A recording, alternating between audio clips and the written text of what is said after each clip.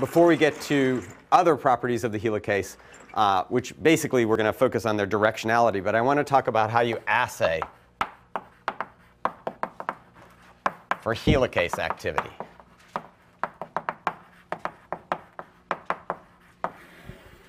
Okay, this is a different type of enzyme than what we did before, right? A helicase doesn't make any bonds. It doesn't break any bonds, okay? No covalent bonds. So we can't use an incorporation assay or some sort of radioactive nucleotide or radioactive primer to tell what's going on in the reaction.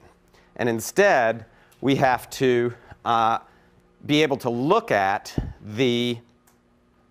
how the helicase is changing the DNA. Okay, so because of this, what we're going to do is we're going to use our very familiar template again. Okay, in fact, it's in essence exactly the same template as we used when we were talking about the primer extension assay. Okay, we have our big single-stranded circle and our labeled primer.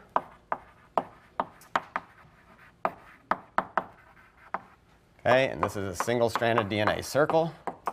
And again, these are not to scale. This would be 20 to 40 bases, for example. And this is going to still be 5,000 bases. Okay, so that's going to be the substrate for our assay. And if we incubate that with helicase plus ATP plus buffer, okay, again, a neutral pH buffer. Typically, you do this at relatively low salt. And you definitely need magnesium again. Anytime you're hydrolyzing a nucleotide, you need magnesium or some divalent metal cation. Okay? And the net result of this is you should get this. You should peel that strand off the other. So what we need is a way to tell the difference between this structure and this structure. And the answer to that is the same sort of gel electrophoresis that we've been using. Okay, so if we have no helicase here, plus helicase here, and I'm just going to boil the template, or won't really, I'll put it at 95 degrees for 5 minutes. Okay, what are we going to see? So if this is the position of the circle, and this is the position that the primer runs, okay, if we have nothing there, what we're going to see if we look for the label is that it's going to be there because it's going to be bound to the circle and not coming off. Okay? So if we add nothing, we'll see a labeled primer running with the large circle. Okay? If we add helicase, we're going to see the primer released from the circle. And because we do this in low salt, it will not reanneal. Okay? If we did this at higher salt, reannealing could occur, although it would still take a significant amount of time. Okay? We might see a little signal up here if we didn't completely finish all of the templates, but the signal is going to be the primer running here. And of course, if we just boil it, we should see the same thing because that's going to denature the primer from the DNA.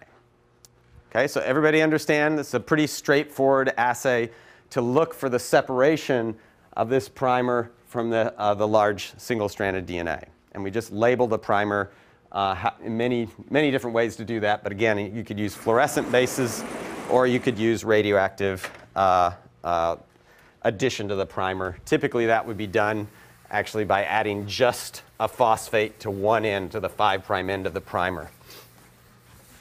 Yes? Why wouldn't we observe a band for the initial template when it's boiled? Oh, sorry. This is only the labeled material. So if I showed you everything,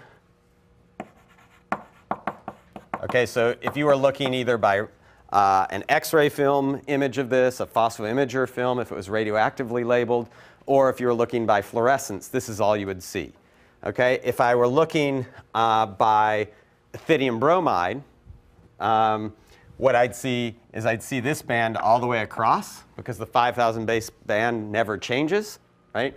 And I would see nothing here, and presumably I'd see things there, although I have to say it's at the amount of material you typically use in this, you would almost never see the amount of a 40 base pair primer that would be released. That's why these are typically done with fluorescently or radioactively labeled primers, because otherwise you'd have to use an awful lot of enzyme and an awful lot of template. Yeah? I'll just emphasize that that is a non-denaturing. Yes, gel. that's right. Very good. Yes, this is non-denaturing. What would happen if we did a denaturing gel? It'd be pink, pink, pink, all the way across, right? It wouldn't matter. Yes, thank you very much. Okay, other questions? Yes? Why does rose salt kind of, I guess, insert the environment that it will do? So let's turn it around. Why does salt help annealing? What's a fundamental property of a piece of DNA? It's negatively charged. You have two pieces of DNA, you want them to come together. They will naturally do what for one another? Repel. The more salt you have, the lower that repellent force is. Okay? So by keeping our salt low, we get in the way of annealing.